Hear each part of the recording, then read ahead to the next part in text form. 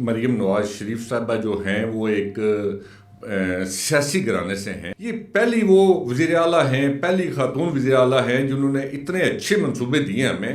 مختلف ہم نے دیکھا سی سی ڈی انہوں نے متحرک کر دیا, این سی سی آئی اے متحرک کر دیا, کہ تمام ادارے الحمدللہ اس وقت پاکستان میں بہترین کام کر رہے ہیں. یہاں کی جو قیادت ہے مسلم لیگ نون کی, ان کے اندر دھڑے بازی بہت زیادہ ہے اور اتفاق نہیں ہے, اور یہ اپنی یوتھ کو ساتھ لے کے نہیں چلتے. ان چیزوں کی ضرورت تھی, اور میں آپ کو یہ بھی بتا دوں کہ اگر یہ حکومت اس وقت نہ ہوتی تو یہ جو چیزیں بھی برج اور یہ چیزیں نظر آ رہی ہیں آپ کو, یہ نہ بنتے. نہیں بنتا, یہ کبھی نہ بنتے. دوستو بھائیو السلام علیکم, میں آپ کا میزبان راجہ عمران رفیق اور آپ دیکھ رہے ہیں عثمان زیب یوٹیوب چینل. آج جو شخصیت میرے ساتھ محو گفتگو ہیں وہ راولپنڈی اسلام آباد کے اندر بلکہ بالخصوص پنجاب کے اندر کسی تعارف کے محتاج نہیں ہیں. یہ general secretary youth media team north Punjab Muslim League Noon کے عہدیدار ہیں.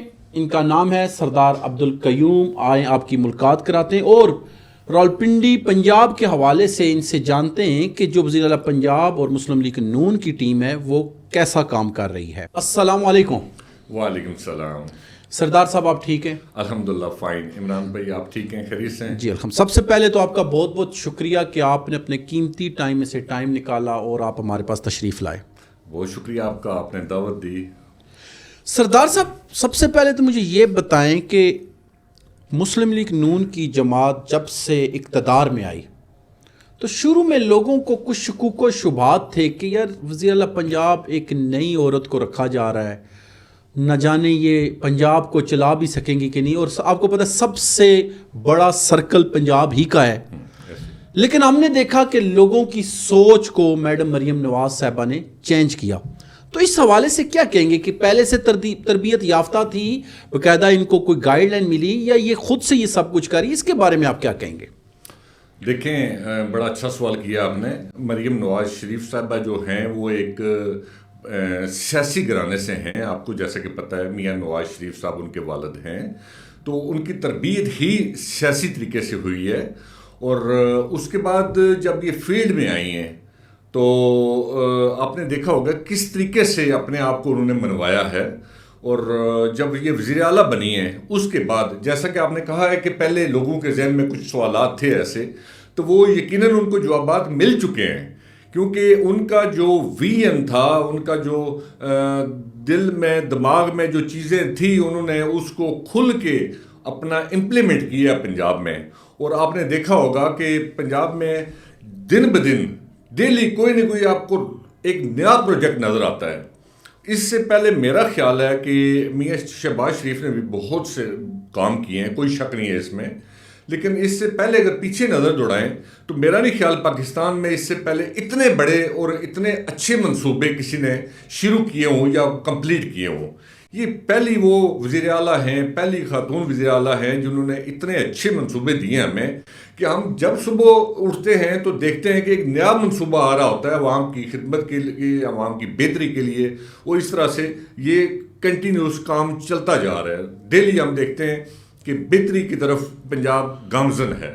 سردار صاحب مجھے یہ بتائیں کہ آپ نے جیسے کہا کہ ایک تو سیاسی گھرانے کی آپ نے بات کی, بہت اچھی بات ہے, لیکن ہماری قوم ان سے پہلے ایک عثمان بزدار صاحب تھے, ان کو دیکھ رہی تھی اور ذہن میں یہی تھا کہ شاید پنجاب میں تو اب ساری زندگی کام ہونا ہی نہیں ہے. لیکن جب یہ آئی تو انہوں نے اداروں کو بھی ٹف ٹائم دے دیا. مختلف ہم نے دیکھا سی سی ڈی انہوں نے متحرک کر دیا, این سی سی آئی اے متحرک کر دیا, باقی اور ادارے بھی متحرک کیے, اور خاص طور پہ عورتوں کے حقوق کے لیے انہوں نے جو ہراسمنٹ کے کیسز تھے, عورتوں کو مسائل تھے, اس حوالے سے جو کیا. تو کیا سمجھتے ہیں ادارے بھی اپنا پراپر کام کر رہے ہیں؟ جو وہ اداروں کو جدھر انڈیکیٹ کر رہی ہیں وہ ادارے کام کرنے میں کامیاب ہو رہے ہیں؟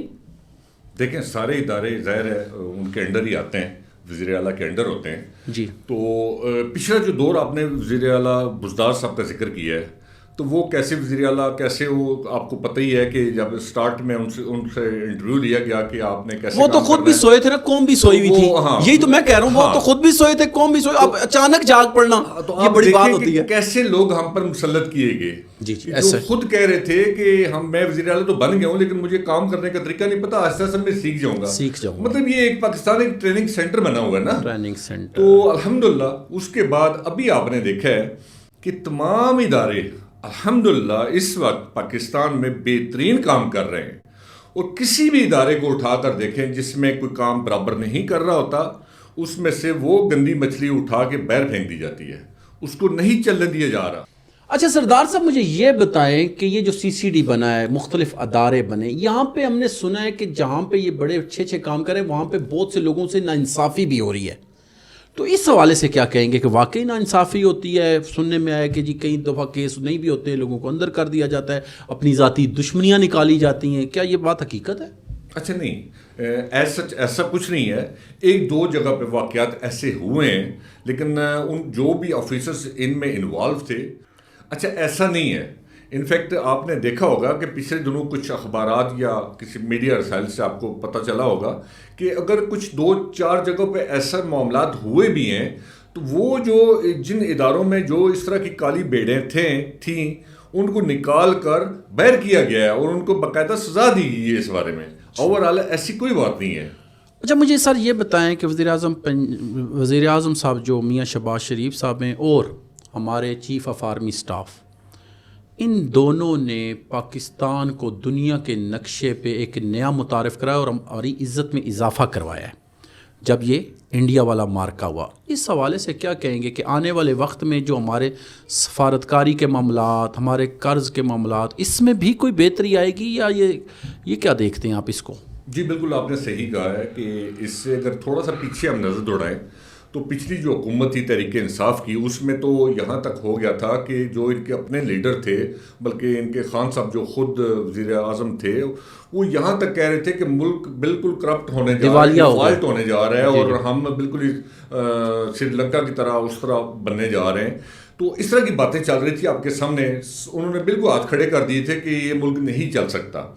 اس کے بعد پھر یہی میاں شہباز شریف صاحب ہیں جو آئے, انہوں نے چلا کے دکھایا, اور ساتھ جو آرمی چیف ہیں ایک دوسرے کے ساتھ کھڑے ہو کے انہوں نے ملک کا وقار بلند کیا, ملک کو اتنے اچھے پروجیکٹ دیے.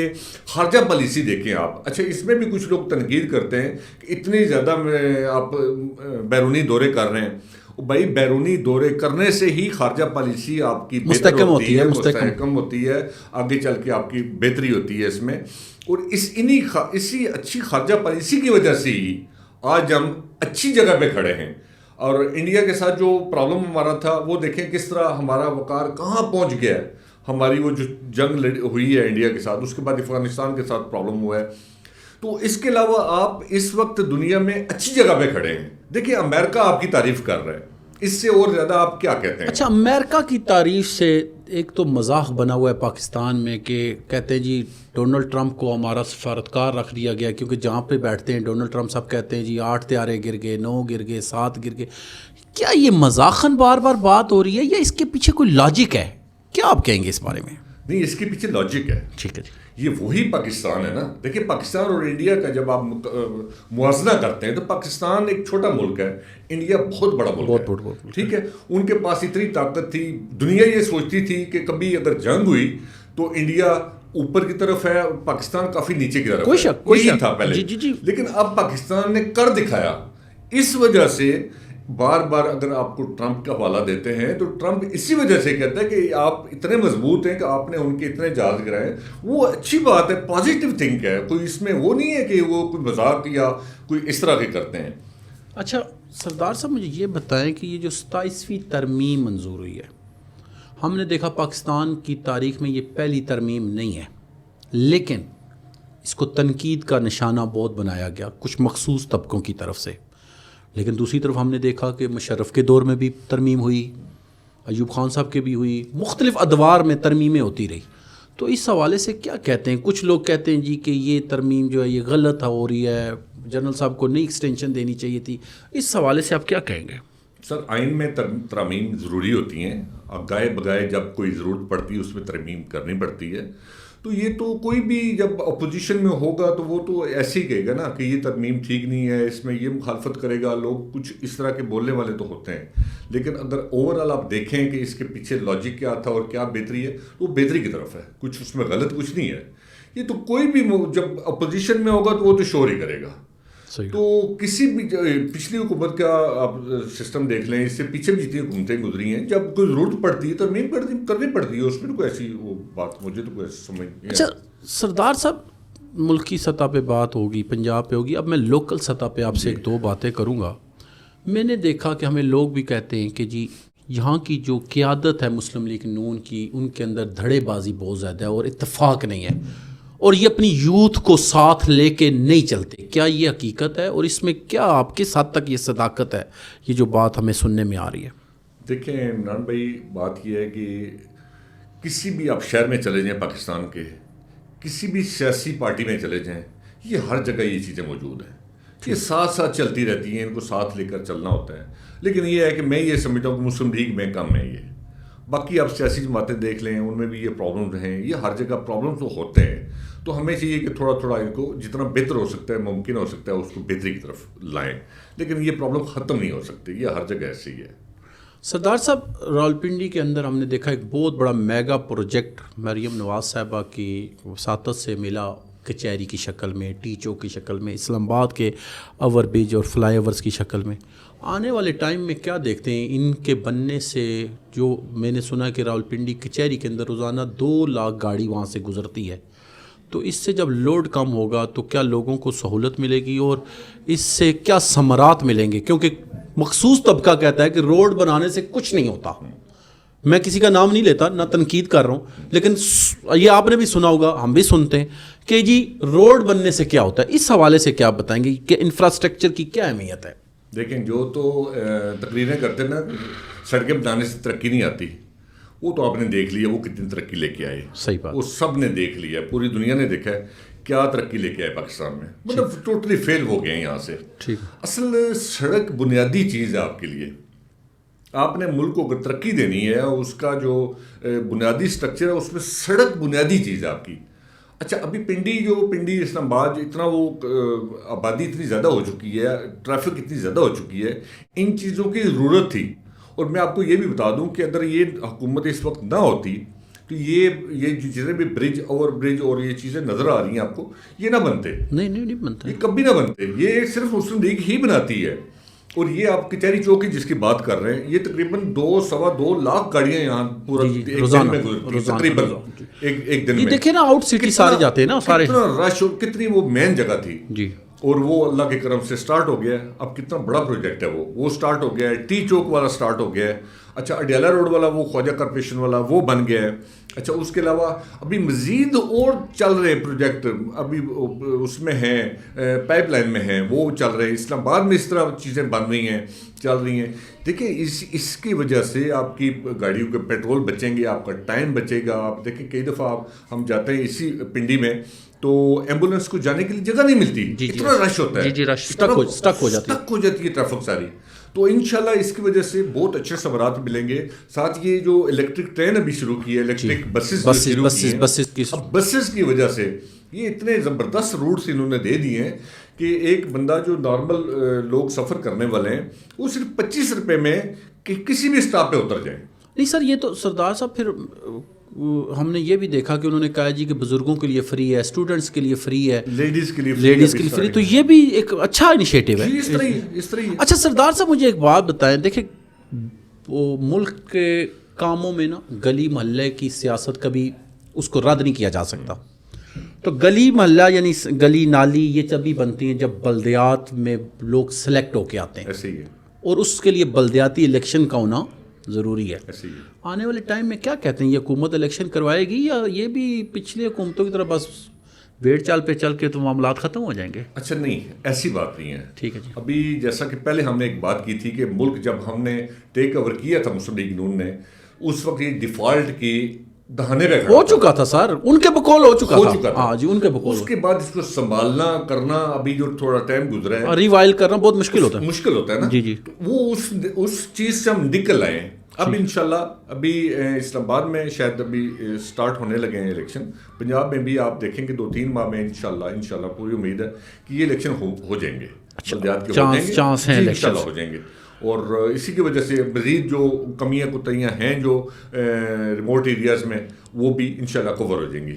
اچھا سردار صاحب، آخر میں ایک سوال کہ بڑا عرصہ ہم سنتے رہے کہ نون میں سے شین نکل رہی ہے، شین میں سے نون وہ جو نکالنے والے تھے وہ خود نکل گئے، یہ تو بھائی بھی وہیں پہ ہیں، بھتیجی بھی وہیں پہ ہے، اور وہ ہر جگہ پہ بات بھی کرتے ہیں. تو کیا یہ آگے بھی نون لیگ ایسے ہی چلتی رہی؟ کیونکہ توڑنے والے تو توڑنے کی بڑی کوشش کرتے رہتے ہیں. تو آپ کیا سمجھتے ہیں کہ یہ جو آپ کی پارٹی، ماشاءاللہ آپ سے بھی جب بات ہوئی تو آپ نے پازیٹیو ہی ہر پہلو سے بات کی ہے، تو کیا سمجھتے ہیں کہ ان کی اسی طرح چلتی رہے گی، چچا بھتیجی کی بھی آپس میں کیمسٹری میچ کرتی رہے گی؟ دیکھیں آپ کے سامنے ہے کہ جس طرح کہا جاتا ہے کہ سنس نہیں بات کو آگے نہیں پھیلانا چاہیے. جی ایسے یہ ہمارا اسلام میں بھی جی اسلام بھی کا یہی بات ہے کہ کچھ لوگوں نے یہ ایک ٹرینڈ بنایا ہوا تھا کہ فلانا چور ہے، فلانا یہ ہے، فلانا وہ ہے.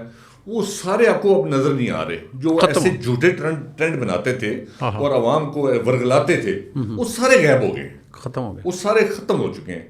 اور یہ جن کے خلاف کرتے تھے، یہ کس طرح قائم و دائم اور اپنی جگہ پہ کھڑے ہیں، اور انشاءاللہ یہ کھڑے رہیں گے. کوئی ان میں کسی قسم کا پرابلم نہیں ہے. سارے مل جل کے چل رہے ہیں، اب اکٹھے شام کو بیٹھتے ہیں، کسی قسم کا کوئی پرابلم نہیں ہے. اچھا سردار صاحب، مجھے یہ بتائیے گا کہ ابھی ملک کے اندر ترقیاتی کام تو ہم دیکھ رہے ہیں کہ بہت اچھے ہو رہے ہیں. کیا یوتھ کے لیے بھی یہ لوگ، کیونکہ دیکھیں بیسیکلی تو کوئی بھی ورکر ہے وہ یوتھ سے اٹھتا ہے تو اوپر آتا ہے، ایسے ہی یوتھ کے لیے بھی یہ کوئی مواقع کر رہے ہیں، بنا رہے ہیں، اور ان کو بھی کموڈیٹ کریں؟ کیونکہ دیکھیں کسی بھی پارٹی میں یوتھ نے ہمیشہ بنیادی رول ادا کیا ہوتا ہے، ریڑھ کی ہڈی کی مانند ہوتی ہے وہ. تو اس حوالے سے کیا کہتے ہیں کہ کچھ یہ کریں گے یا کر رہے ہیں؟ نہیں، آلریڈی یوتھ کے لیے بہت کچھ کر رہے ہیں. ٹھیک ہے. اگر آپ مریم نواز صاحبہ کے منصوبے اگر آپ دیکھیں تو یوتھ کے لیے اسپیشل ایک قسم وہ لیپ ٹاپ اسکیم جو ہے وہ یوتھ کے لیے، اسٹوڈنٹس کے لیے، تعلیم بہتر تعلیم حاصل کرنے کے لیے لیپ ٹاپ اسکیم. بلکہ یہاں تک کہ آپ وہی لیپ ٹاپ بنانے کے لیے اپنی فیکٹری لگا رہے ہیں یہاں پہ، ماشاءاللہ، تاکہ زیادہ سے زیادہ لوگوں کو جدید تعلیم کا وہ سسٹم کر سکے. اسی طرح سے باقی جو یوتھ کے مختلف لون یوتھ کو دیے جا رہے ہیں، آن لائن اپلائی کریں، یوتھ اپلائی کرے، اس کو آن لائن لون ملے گا اپنے تعلیم کے اخراجات کے لیے. جو بچے اچھے پڑھتے ہیں ان کو اسکالرشپ دی جا رہی ہے. اچھا، اس کے علاوہ جو اسکولز ہیں، اب دانش اسکول آپ دیکھ لیں، ٹوٹلی فری ہیں، اتنی اچھی تعلیم ہے. سرکاری اسکول جل رہے ہیں، وہ سارے یوتھ وہاں فری میں تعلیم حاصل کر رہی ہے. بلکہ جو کتابیں، کاپیاں اور اس طرح کی چیزیں بھی گورنمنٹ خود پرووائڈ کر رہی ہے. تو یوتھ کے لیے بہت کچھ ہو رہا ہے. اگر آپ دیکھیں اس میں مریم نواز کے منصوبوں میں، تو یوتھ کے لیے تو بہت کچھ ہے. سردار صاحب بہت بہت شکریہ، آپ نے اپنے قیمتی ٹائم سے ٹائم نکالا، اور مسلم لیگ نون کی کارکردگی کے حوالے سے بھی آپ نے بڑے اچھے طریقے سے اپنا موقف بتایا، اپنی پارٹی کا موقف بتایا. ہم امید کرتے ہیں کہ ہمارے ناظرین کو ہمارے مہمان سردار عبدالقیوم صاحب کی باتیں پسند آئی ہوں گی، اور پھر انشاءاللہ ہمارے ساتھ جڑے رہیں. مزید بھی اچھی معلومات کے لیے آگے آپ کے ساتھ لوگوں کی ملاقات کرواتے رہیں گے. تب تک کے لیے اپنے میزبان راجہ عمران فی کو اجازت دیں. السلام علیکم.